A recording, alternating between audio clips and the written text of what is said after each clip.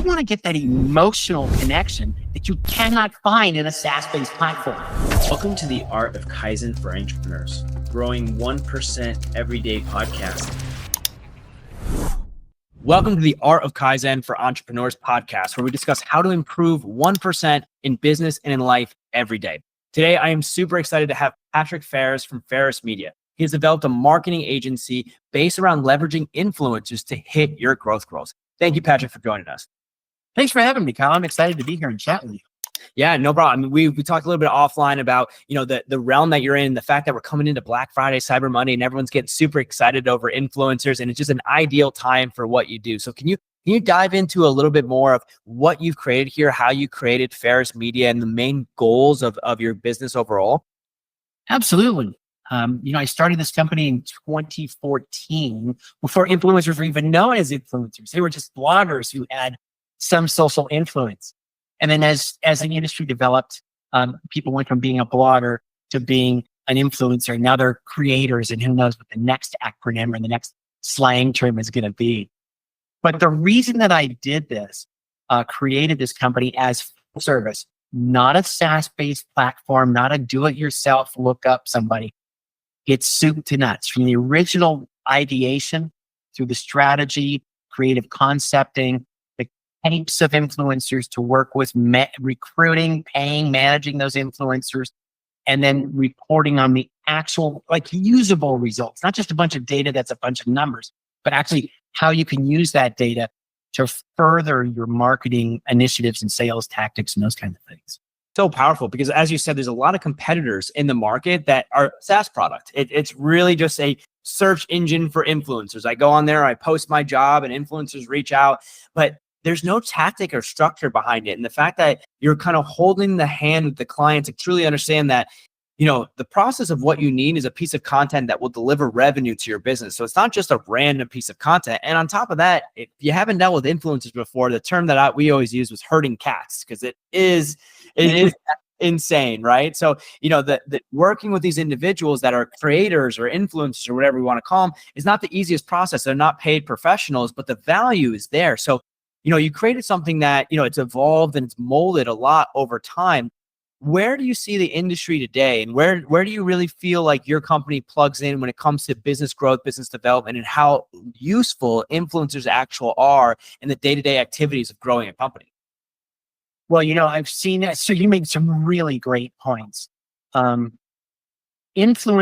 10 years ago, when they were just bloggers, were people who had a bunch of followers, and somebody said, aha, those people can influence their followers and their readers and their audiences and those kinds of things. But then it got to, at first it was numbers. How many followers do you have? And then it was looking at engagement rates and click-throughs and video views and all those kinds of things. But the thing that I think SaaS-based platforms and do-it-yourself kinds of tools miss is actual engagement with influencers before you hire them. So let me explain what that means. You can say, I saw all your numbers, they look great. I saw a piece on TikTok that I thought was really cool and thought you might be a good fit. But really what you have to do is, when you're selecting influencers, yes, you have to know who they are, where they're based, what their audience is, demographically and psychographically. But you also have to learn about that influencer. So you can look at the analytical part, you can look at what's in front. But an influencer has influence because of who they are and what they say and what they create and what they post. And so if you're a car company and you say, hey, isn't this car terrific? Look, here I am, I'm driving. It's got a great radio, and it's got a great radio. It's got a great sound system. It's got a great view. It's really comfortable. But what we want to hear from an influencer is, let's say it was Hyundai. What we want to hear from an influencer is, I learned to drive in a Hyundai. My mom has a Hyundai. I've taken it to the mountains. I've done this, I've done that. So for me, this is a really great thing. And here's what I'd like to say about it. You want to get that emotional connection that you cannot find in a SaaS-based platform. You're just buying numbers at that point. And that's anybody can do that. Now talk to the influencer and find out what they're all about. And now see if there's a real fit between the brand and the influencer. and what you want that influencer to communicate and what they're prepared to communicate. The emotional tie back, which is what really sells, right? 100%. So, and there's been a lot of volatility when it comes to influencers. I remember 2-3 years ago, we hit a point where it's like, all these people are paying for influencers, but is it really driving the revenue? And the problem is that if you have an influencer, as you said, if they don't have any emotional tie back to the content they're developing, it's very bland. It doesn't shine through in the creative, and that doesn't create an emotional tie back for the viewer, which leads to no sales. So do you find that today? I mean, influencers, even though we went through that spill where people were questioning if they had value, they still came back in mass, and we're still using them today. And they are valuable. They're extraordinarily valuable for your business. You're a business owner listening to this today, and you haven't leveraged influencer-based advertising. You are missing out on a huge portion of the trust building and the actual development of representing your content through the eyes of your customer that you need to be leveraging. But there's still some problems with the industry when it comes to finding that right influencer. I think your hand-holding tactic definitely helps in that process. But can you identify a single problem you see inside the influencer agency right now that is hurting a lot of the other business owners that are trying to find influencers that aren't using you? Yes, I can. That emotional tie back that you mentioned that we're talking about here is the really big point. So when we ask influencers to work on a campaign, we actually send them a survey. We don't just come in and say, here, we'll do this, we'll send you product, and here's $400. We actually require them to apply, and we need their follower counts and their engagement rates. And then we'll ask them a series of questions that's relevant to the campaign. Why do you think you'd be a good fit? Why do you think your followers would consider buying or sampling or trying this product? Have you had an experience with cars? Again, because we say cars. Have you had experience with fast food? Like Wendy's is a client of ours. And so if we say, have you been to Wendy's before? Have you been to its competitors? If so, what do you think the difference is between the foods? Because we want to see complete answers. If somebody says, I'd be a good fit because my followers are awesome and they love me, it's like, you're out. You're out, like just from the top, you're out. Because we want someone to be engaged. The more engaged they are at that beginning process, the more likely you are to have a really good response from their followers because of the emotional connection, and the numbers help too.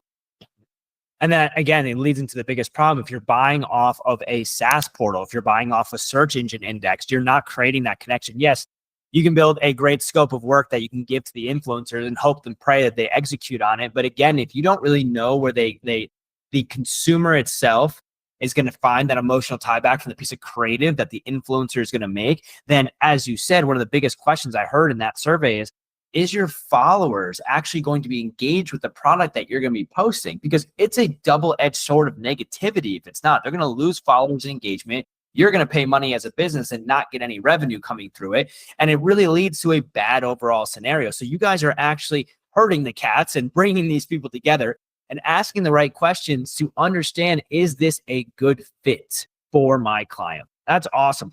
Can you outline a little bit who that ideal client is for you? You said Wendy's is one of your clients, but who do you normally work with? Consumer products companies, people who are trying to sell products to consumers. And I know that sounds, oh my God, it's so far reaching. But it's interesting the kinds of influencers that are out there, because there really is an influencer for everything. We used to do a bunch of business to business influencer stuff for dental associations, not just a dentist, but dental associations and dental product manufacturers and car manufacturers and those kinds of things.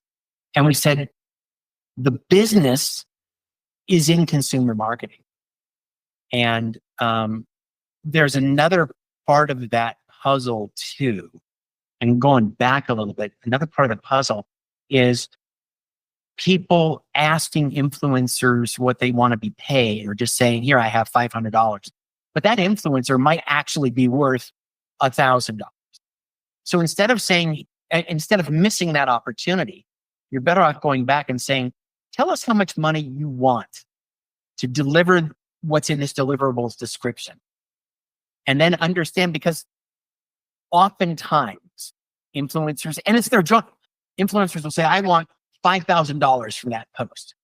You go, okay, Well, compared to other influencers with your same quantity of followers, your same engagement rates, and similar responses to our survey questions, they're asking for $2,000. Do you have any flexibility? And it is amazing to see how fast that number will drop.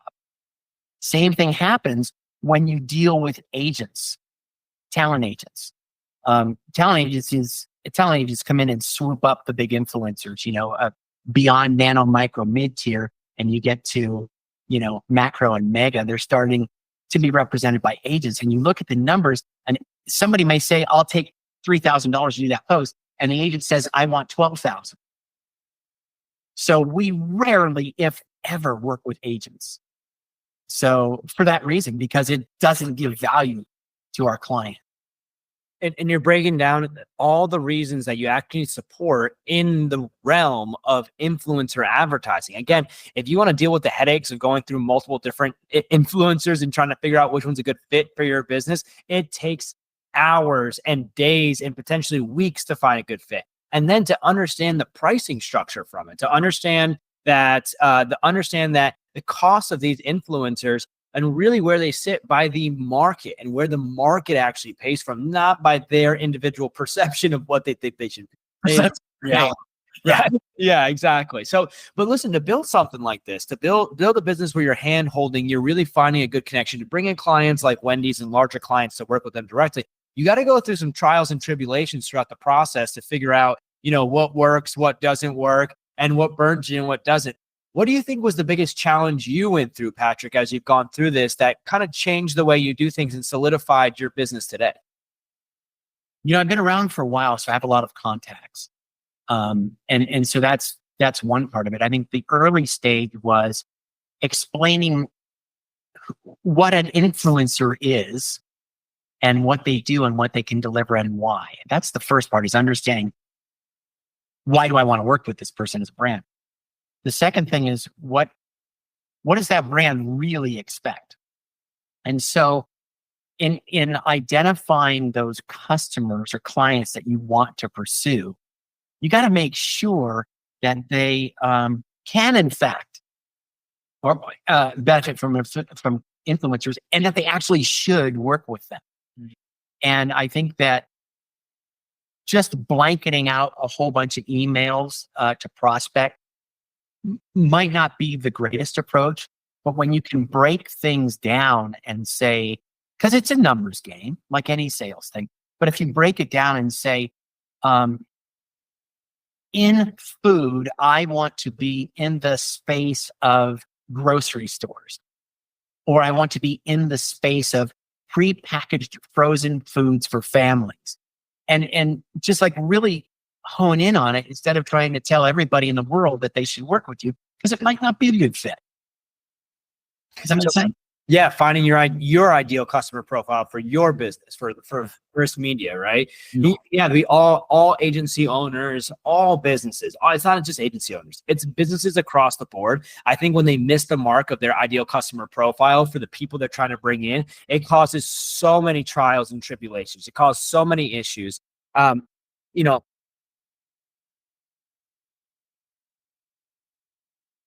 When I see a business that is a lackluster in their understanding of what is needed for an ideal customer, you're seeing lower average order values, higher drop-off rate of the customers, lower retention rate, and then problems and stress internally. So awesome point. I mean, as a challenge, I think it's a challenge that we all go through, but to really find that, can you go walk us through the process a little bit? I'd love to hear from you. You've been in the business for a good time now. You understand this system very well. You're obviously very successful.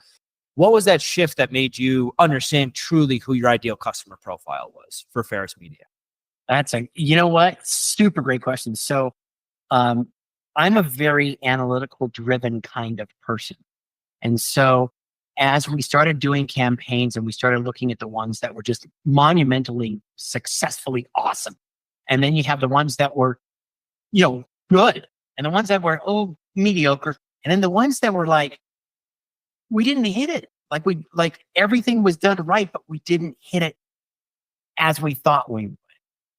That's the kind of stuff that discourages clients. And it does happen for sure. Anybody who says, no, I've never had a problem ever, they're lying to you. And so what we do is we look at the industries and then break down the industries by product type. And then we'll break it down actually geographically, because a lot of influencer campaigns are done on a DMA, designated market area basis, or on a regional basis, or national or international. So we break it down that way as well.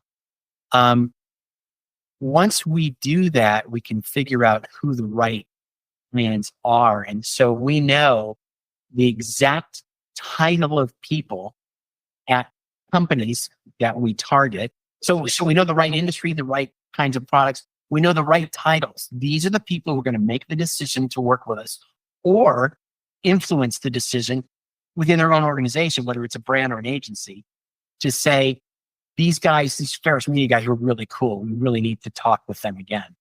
And then I think the next thing after that is understanding the industry, understanding the title, and then understanding the process for outreach. When I first started, when I was like your age, there was no internet. there were letters and there were fax machines. Then the internet came along, and email first, really, right? And then the World Wide Web, or the internet as we know it today, has blossomed and made all things possible, almost all things possible.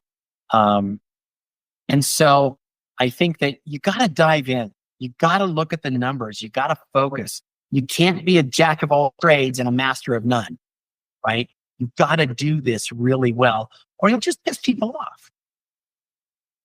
Perfect. So leaning into your successes, understanding how to find your ideal customer profile, leveraging the tools to do so. But really the thing that I heard there was you find the ones that are the winners, and you understand they're winners because this is the scenario that we make. And it's not so much about what you're doing. You're enacting the same process for the winners and the ones that weren't as successful. But the winners had a certain criteria that really fitted the mold that you were looking for, and leaning into that leads right into my next question. So for the listeners out there, this is the Kaizen podcast. If you guys haven't heard the term Kaizen before, Kaizen is a Japanese business term that refers to 1% growth in both life and business every single day. Obviously, Mr. Farris, Patrick, you're on top of your stuff. Influencer marketing well. You're on top of the trends and what's going on. What do you do to find your Kaizen? What do you do to find the ability to improve yourself on a consistent basis, day in and day out? So I swim every day. That's the first thing that starts. And far, like 2 miles. Oh, wow. Okay. Like far. And it allows me to, it's going to sound really weird. It allows me to center myself, because I get to come into my office, which is in my home. I come into my office and I see my family, and I'm not the bear like, oh my God, there's a gazillion things to do today. Just manage it. You can't get it all done every day, And so you just got to kind of balance it and organize yourself. I think that, you need to understand who you are and your fit in the world, in the atmosphere. I know that sounds really woo-woo, but I think you learn that over time. I remember when I started my first company, I was like, I'm master of the universe. You 50 people work for me and I'm the greatest thing. And it's like, dude, relax. You're not that important. And so I think that the next thing then is to say, are we doing a great job? It's just like I tell people this all the time, good enough isn't. Right? I think you have to look at every day and say, I need to be great. And that means if I have to call a client and say, I'm running a couple of days late, here's why. You need to make that call. And clients will respect it and appreciate it, and it will help you to maintain clients over time. And I think it's important to listen to the team that works with you, right? Everybody's going to have a bad day. I stepped on my dog's foot. It's broken on my way to the car and I got to take it to the vet. Or my wife and I got in a fight before I went to work. Whatever it is, just slow the heck down. The world's moving very, very quickly. Just be great at being you, at being a professional, at being a husband, a child, a grandfather, a spouse, so whatever it is, I just take a minute. There's a little too much going on all the time. Patrick, I mean, it's such a keen factor. There's two rules of life that I live by. Both are Japanese terms. Not quite sure why I went down that path, but at the end of the day, Kaizen, which is the continuous improvement, and then Ikigai. Ikigai is the concept of finding the balance between what makes you happy, what makes you healthy, and what makes you wealthy in your life. And you hit that a nail on the head. It's finding your own balance, doing something in the morning that puts you in a pace of ease so that you can go throughout the day and not stress about every single detail, but be focused on the major goals, and then listening to people and working with the team and leaning into your successes. It's just a great overview. And anybody listening right now, to take a beat, Patrick said something funny afterwards. He said, this is going to sound odd, but to me and to anybody else that's out there striving to be better, it's definitely not odd. It's definitely what is needed, right? To take time for yourself and to center yourself in the crazy world we live in today is a necessity if you want to take steps forward. So I have a bonus question for you. Have you ever read the book Atlas Shrugged? Twice. Twice. Okay. This man's a reader. It's a very big book for those of you who haven't read it.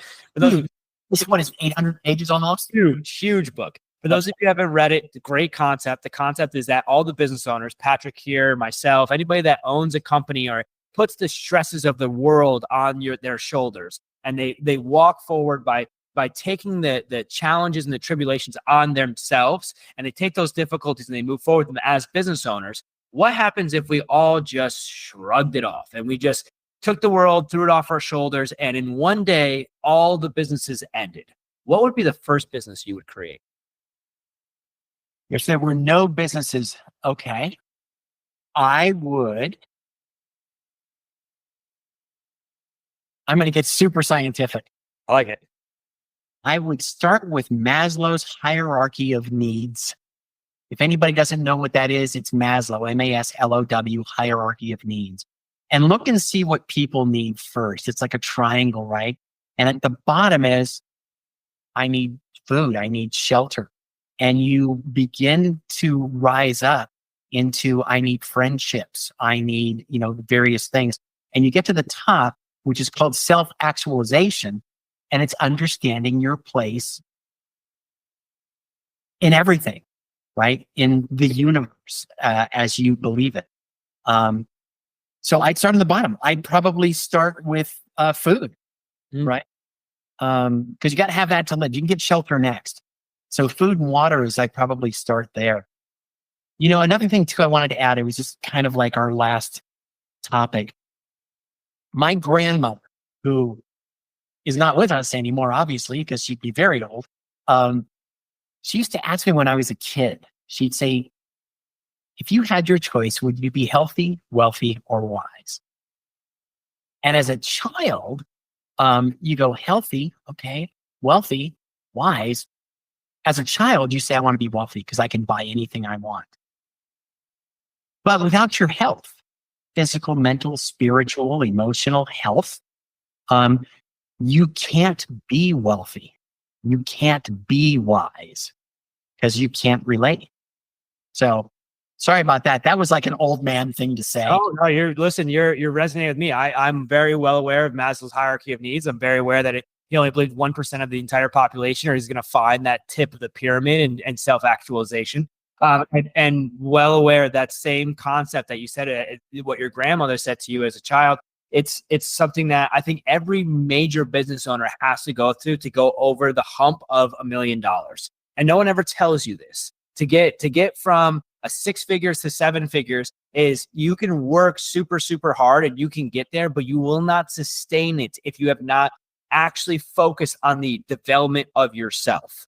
I coach a lot of kids, I help a lot of people, and I don't ever speak on topics that I'm not a professional at. And if I'm not a professional and I want to help somebody, I go and execute it myself. It's the same thing. It's very hard to tell somebody how to be healthy if you're overweight. It's very hard to tell somebody how to make money if you're homeless, right? So, finding that first position of knowing that without you, the execution of what you want to do would never become a possibility. So you need to be there, and you need to be at 100%, which is your health.